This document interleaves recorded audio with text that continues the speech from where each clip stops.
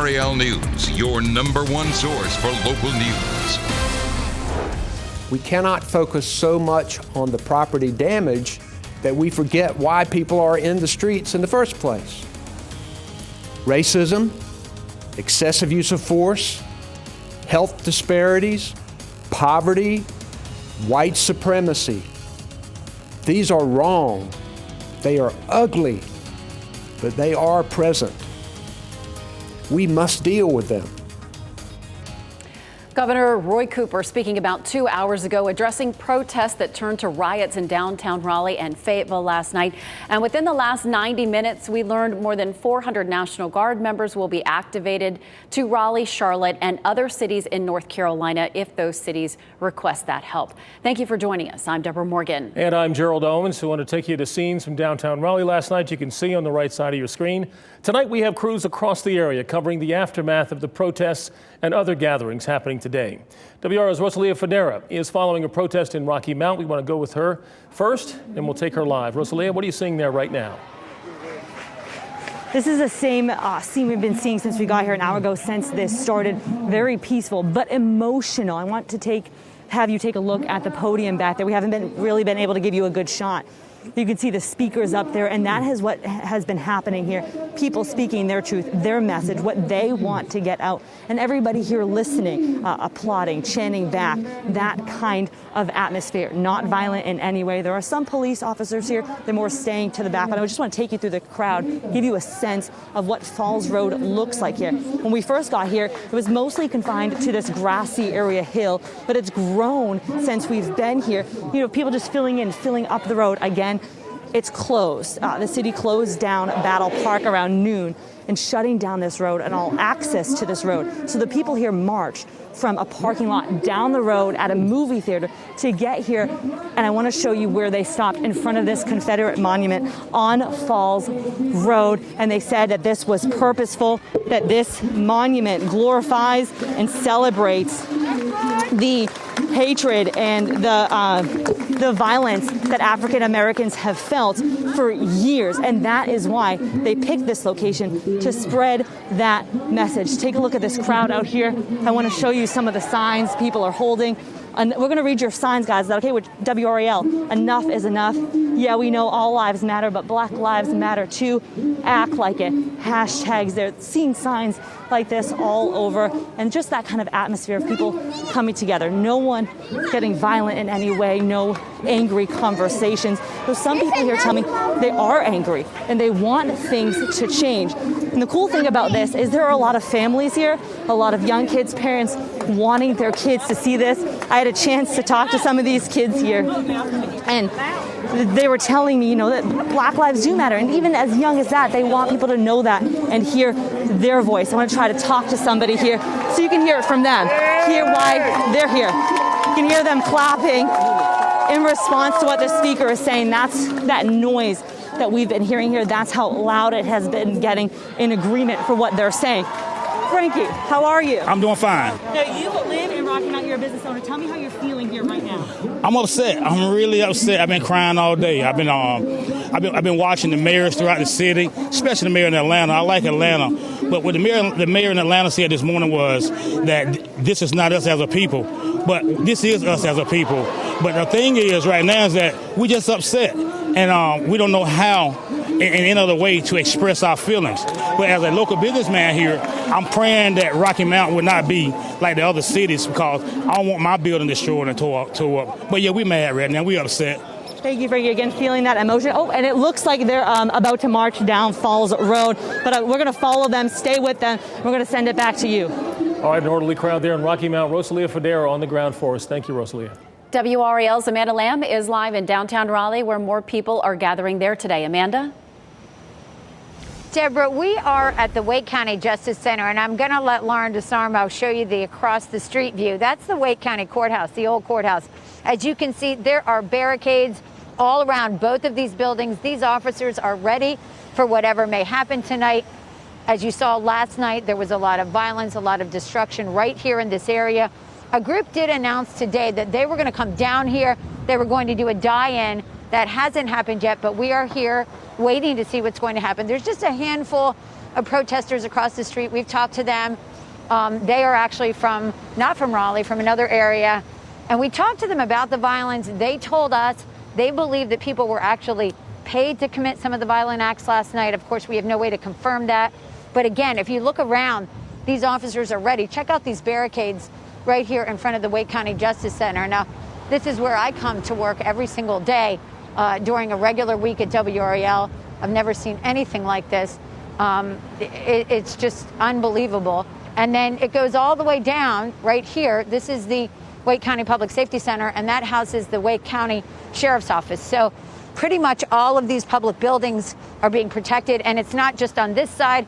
We've been on the other side. There are officers surrounding the whole perimeter of all of these buildings right here on Salisbury Street, because again, they believe that those protesters have plans to come down here to this very spot and protest and do a die-in. And so, of course, we're just kind of waiting to see what happens. We'll be here all night long, letting you know what's going on. Deborah. Amanda, for people who don't know, can you explain what a die-in is? Sure. So a die-in is a silent protest when people actually lay on the ground as if they're dead. And of course, if you have hundreds of people doing that, it can be quite a sight. And that's something that they have planned, several of these for tonight. But one of them is planned for right here at the Wake County Justice Center. And, you know, because this is the center of the criminal justice system here in Wake County, I mean, this is where it all happens, right here at these two buildings. I think that's why this area is a target for people. And again, that's why it's so important for the law enforcement here in Raleigh, in Wake County, to protect these buildings. These are public buildings. Amanda. These are taxpayer-funded buildings. Thank you, Amanda. I just wanted to reference the Sky 5 image that we had up as you were speaking. Those are about 100 protesters who are on the Capitol grounds. So perhaps a block or two away from where Amanda is staying right now. And you can see those protesters spreading out. They have their signs, and Gerald, I'll send it to you. Yeah, no movement there. We don't see the movement down to where Amanda was talking, but Joe Fisher is there, street side with the protesters. Hundreds of people have gathered so far. It has been peaceful so far, Joe. We hope that is still the same right now. Gerald, it has been very loud but very peaceful. You're hearing people honking here on Fayetteville Street, right at the intersection of Morgan Street. This is Capitol Square, right by the Capitol grounds. And just to put a visual to what Amanda Lamb was referencing, this is what a die-in is. This woman who we talked to in the last 45 minutes is actually lying face down on the pavement with her hands behind her back. This is, of course, the position that George Floyd was in that video that has spread across the world now, with that officer's knee on his neck for 9 minutes. We talked to that woman who said that this is for George Floyd, and she and so many others are standing up against police brutality. You can see that there are some sidewalk chalk here on the front of the Capitol grounds that says Black Lives Matter, as we pan on up to show hundreds of protesters that have gradually poured in here over the past hour and a half or so. Some of them saying stained policing is a national problem. Others saying stop killing the innocent. White silence encourages white violence. And this was about 50 people gathered around 4:30 this afternoon, and it has now grown to more than 200, perhaps 250 people right here on the Capitol grounds. We're talking with people for the past hour or so that have shown up here. This is one of those women. Ma'am, tell me your first name again. And Danae. You're Danae, and you brought your daughter out here. Yes, Tell me, Terry. you were here yesterday around the same time. It was Paint the picture.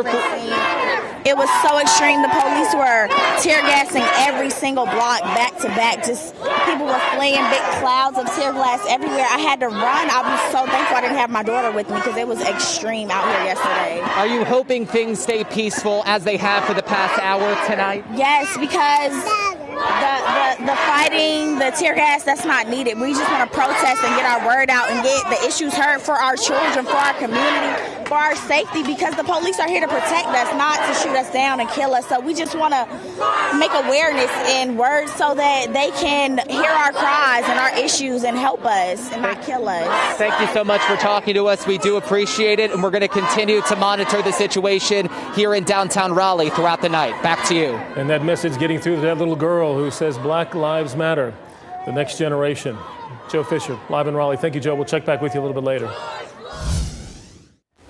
I'm Mark Boyle in the Live Center right now. Just getting some information. This is the release that was sent from the town of Spring Lake. A declaration of a state of emergency there this evening, and there is a curfew that is being set up at 8 p.m. That is for the town of Spring Lake. We're also hearing about curfews that are in place in Fayetteville as well. We've talked about that this evening. There's been some discussion about what could happen in the city of Raleigh. Right now on the phone, Mayor Marianne Baldwin joins me. Mayor, talk to me. You and I were just, before we came on the air here, talking about the discussions of curfews in the city of Raleigh. What is the situation right now, and how would that unfold if we did see something? Okay. Thanks, Mark. So what we have done is signed a state of emergency that will enable us to go forward with a curfew should we decide to do that. At this point in time, we are not moving forward with a curfew. Our police, though, are, on alert for this evening, preparing in case we see additional violence, or which we're praying we don't. But we're preparing. I like to say we're preparing for the worst, but praying for the best. And we decided to forego the curfew for this evening, but it all will depend on how things go tonight, on what happens tomorrow. So when you look at what happened last night with the looting and the fires in different areas, the CVS was one of the areas that we were looking at. When you see that, I'm just curious how it all plays out when you guys make these decisions, because obviously it's not like a switch. You just call and say, boom, let's make a decision. There's a lot of different things that have to go before that happens. Why wouldn't there be a curfew that would be set up, for example, right now for this evening in anticipation of possible violence later tonight? Well, first off, there are steps that you have to follow to impose a curfew. We did that today with the state of emergency declaration. We are looking at police preparation, so we are prepared. But we would have had to impose the curfew at approximately no later than 5 today to give people time to prepare. And we were moving that process along. Okay, so just to bring our viewers up to speed and to recap here, there will be no curfew set up for tonight in the city of Raleigh. And if we do see a curfew, the earliest we would see a curfew set up would be tomorrow, and you would make that decision, you say, by 4 or 5 p.m. in the afternoon. Is that correct? Before 4 p.m. Okay. And finally here this evening, before I let you go, and we'll stay in touch with you as we go through the night, we look at the video that's coming in, and we're seeing live pictures come in from downtown Raleigh where there are a lot of protesters, and they're peacefully down there together. We spoke yesterday several times. Talk to me about what you're hoping you see this evening in terms of the peaceful protests continuing and this dialogue that obviously will be something that will begin and is starting right now. So one of the things, obviously, we hope is that there is only peaceful protest. The second thing we hope is that people stay at home. We can't forget that we're still in the middle of COVID and fighting an epidemic. So we need to be careful. We're asking people to just please be smart, stay at home, obey the rules. If you're protesting, be peaceful, and I think that's what we have been seeing or saw with this group downtown today. So that's our greatest hope, Mark. A major contrast from what we saw last night to what we're seeing right now, and obviously it's been a tough day for you as well, and you were telling me that this has shaken you quite a bit. It's heart-wrenching to see your downtown destroyed, especially after years of working on building it. And we have all these small business owners who just recently reopened with phase 2 of COVID, and now all of a sudden, they're facing this. So it's really gut-wrenching and heartbreaking. And yet, one of the things that was so wonderful to see downtown today were all of the volunteers and all of the people who came to clean up, to help each other, to help their neighbors. I mean, there was a lot of unity and sense of community downtown, and that gives me great hope. Absolutely. There is strength in this community that will continue. Mayor Marion Baldwin of the City of Raleigh, thank you for your time this afternoon. And again, the mayor is saying there is no curfew that will be set up tonight in the City of Raleigh. If there is a curfew that will be set up, it will be announced tomorrow by 4 p.m. Back to you. Mark, thank you. For more on the city's response, for the community's response, let's go live now to Kirsten Gutierrez, who is live on Fayetteville Street. Kirsten? We've walked up and down Fayetteville all day, and while it looks much better than it did this morning, crews are still working to repair businesses. And like my photographer Jamie mentioned, it looks like they're preparing for a hurricane, but the storm has already passed. Now, almost every single business or building here has had some sort of damage. We've only seen 3 places that were not touched by damage. And while this began as a peaceful protest, city leaders tell us what it turned into is not what the City of Raleigh stands for. Last night was both heartbreaking and devastating. George Floyd protests poured into the Triangle Saturday, one of which started peacefully on Fayetteville Street in downtown Raleigh. But after 2 hours, things escalated quickly. There's a group of people who came in the dark of night who had no intention of protesting peacefully. Instead, their goal was destruction. At least 12 people were arrested. Several protesters were injured, 1 person was shot, and 5 Raleigh police officers were taken to the hospital. But there's a way to present those issues to the police chief or anybody else. This is not it. Raleigh Police Chief Cassandra Deck-Brown tells us they wanted to help protesters spread their message. But once rocks, bottles, and other items were thrown at the officers, she commanded control. The actions of the violent, lawless crowd that damaged our city and attacked officers and assaulted officers last night was disgusting and unacceptable. Bam. Bam. Owner of the Vault Raleigh on Fayetteville Street shared this video with WRAL. The moment a brick was thrown through his business. Oh, it was just pure chaos. It was anarchy, chaos, insanity. It was absolute insanity.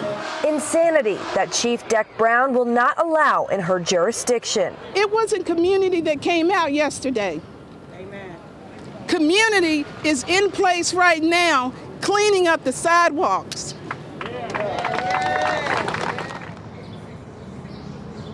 And today we have seen a true sense of community. Today it's already been so peaceful so far, everyone coming to clean, everyone, even strangers, coming together to make the city look like a little bit what it used to. And they came out here drawing Oak City is our city, love your neighbor, we're all the same. The message today is love and loving people, and they want to make sure that today goes peaceful, and that's what the mayor, city leaders, and the chief of police hope does happen tonight. Back to you. Absolutely. Kirsten Gutierrez live in Raleigh. Thank you, Kirsten. Many people in Fayetteville also had a sleepless night last night. WRAL's Julian Grace joining us live from Fayetteville with more on the actions the city is taking to keep the peace there. Julian? Joe, first we wanted to give you a perspective on what the JCPenney's looks like today. Take a look at this. This was the area that the looters stormed through. Now it's been all boarded up. Crews made sure every inch was taken care of. And as you walk around certain parts of the mall here, you will see this spray painted BLM, which stands for Black Lives Matter. About an hour ago, we saw crews. They were right here sweeping away dust and debris and glass. They were taking care of all of that. And then as far as activity out here, we haven't seen a lot of activity besides us out here, but there have been officers who have been patrolling the parking lot here, driving around, security as well. They wanted us to identify ourselves to make sure we are who we say we are. That said, let's talk about the curfew. The curfew is expected to start at 8 o'clock tonight and run until 6 o'clock in the morning. Mayor Colvin believes that curfew will help keep things calm here in the community. He said there still could be some problems, but it will help the officers identify who is here to cause problems and who is not trying to cause any issue. So that is what we're seeing right now here at Cross Creek Mall. A very, very different scene here, Gerald, than what we saw yesterday. Very calm, beautiful day. And as of right now, we're the only ones out here. Many people glad about that. Julian Grace live in Fayetteville. Thank you, Julian. Staying in Fayetteville, volunteers have flooded downtown to put plywood over broken windows, and they didn't stop there. They turned the plywood into canvases, painting uplifting messages such as Fayetteville Strong and Spread Love. Artists took paintbrushes and decorated the boarded up businesses. Even stores that weren't damaged had plywood put up to join the community display of love and art. Today's initiative is 100% volunteer driven. We boarded up 42 buildings downtown, which is really amazing. Fortunately, we didn't have that much damage. We have artists down here. We have churches down here. We have business owners down here, elected officials. It's a really great showing of the community at large. We have residents that have come down to help. Looks beautiful. All along Hay Street, people walked the streets, dined at restaurants, and enjoyed a sunny afternoon in the heart of Fayetteville. Back to the capital city, volunteers spent the day cleaning up downtown Raleigh following last night's protests and violence. WRAL's Micaiah Thurman and photojournalist Luke Notstein show us how the community came together today.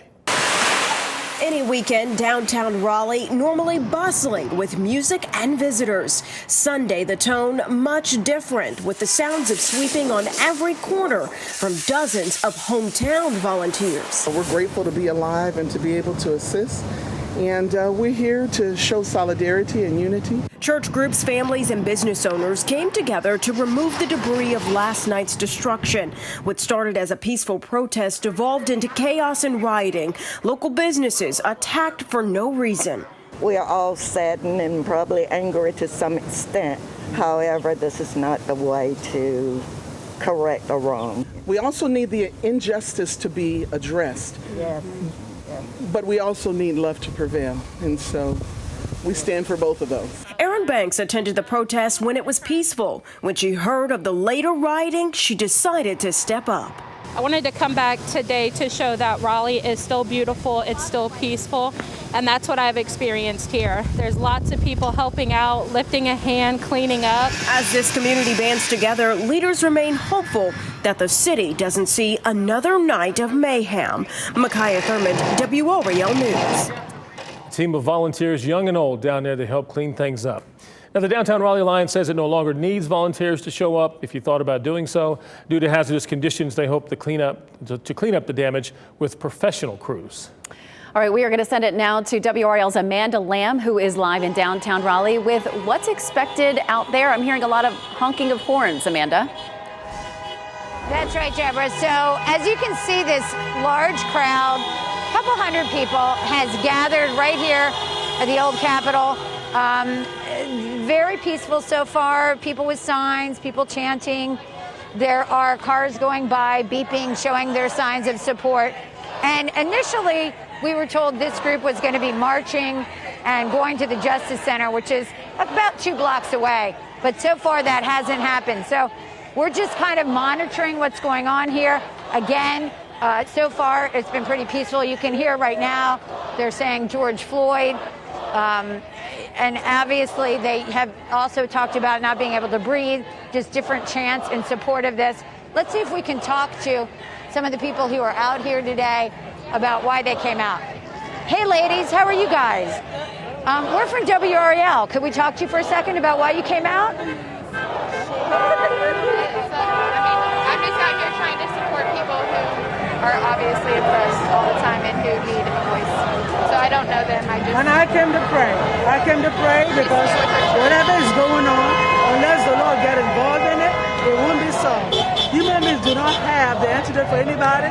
They don't have the formula for inoculation. So I'm a born-again Baptist believer. So I'm praying that Lord would have mercy on this nation, even though they don't want him in their business.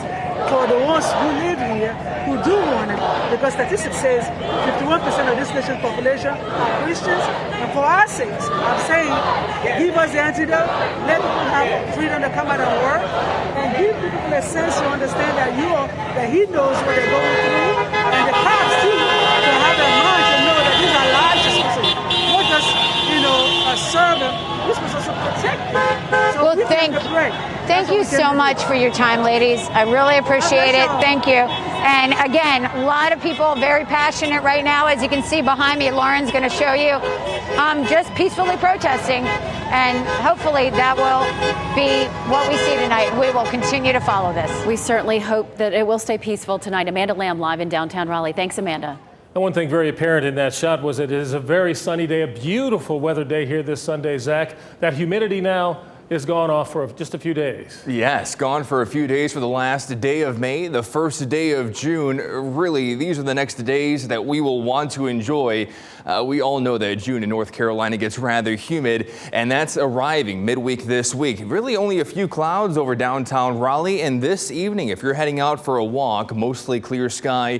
Temperatures, though, are cooler this evening in the 60s, thanks to a light northeast wind. Sunset time for your evening walk at 8:26 p.m. So all in all, not too bad this evening. We had a cold front move through yesterday, and now it's well offshore of North Carolina, and that's why we are seeing a lower humidity today. Cooler temperatures and plenty of sunshine. Not really a cloud in the sky as far as the eye could see back to the Midwest. Also, reason why is high pressure. It'll slowly drift overhead tonight into tomorrow. So tomorrow also staying on the cooler side. But once that high pressure system moves offshore of North Carolina, we'll see a southwest wind, and that's going to cause temperatures to get warmer. The temperature trend from Wednesday to Thursday to Friday staying rather warm, all thanks to a southwest wind. Tomorrow, very pleasant, just like today. Afternoon high temperatures in the mid to upper 70s, 78 in Fayetteville, 76 in Raleigh. Heading into Tuesday, temperatures will warm just slightly. That's as that area of high pressure drifts just to our east. 85 in Raleigh, 85 in Fayetteville, 84 in South Hill. But then check this out. Wednesday, that's when the heat returns. That's when it's going to feel like June, and that's when it's going to feel like summertime. Afternoon high temperatures on Wednesday back at 91, 92 in Fayetteville. So tomorrow is June 1st, the official start of hurricane season. Right now, we're not watching anything in the central Atlantic, but there is one corridor of low pressure currently just over Guatemala that's slowly moving off towards the north and northwest. This was, Amanda, a tropical storm in the eastern Pacific, and it can cross the Yucatan Peninsula and actually become a system that we're watching in the Atlantic as well as in the Gulf. That's very rare, but something we'll have to watch over the next few days. And we'll see that temperatures are on the climb again. Enjoy tomorrow, 91 Wednesday and Thursday. We'll try and take advantage of it. Thank you very much, Zach. Thank you so much for joining us this evening. We're now going to go to Lester Holt on NBC Nightly News, but we will continue to bring you live pictures from protests across North Carolina. Then we'll be back here live on WRAL News at 7 o'clock, followed by our late evening newscast at 10 on Fox 50 and 11 here on WRAL. Have a good evening.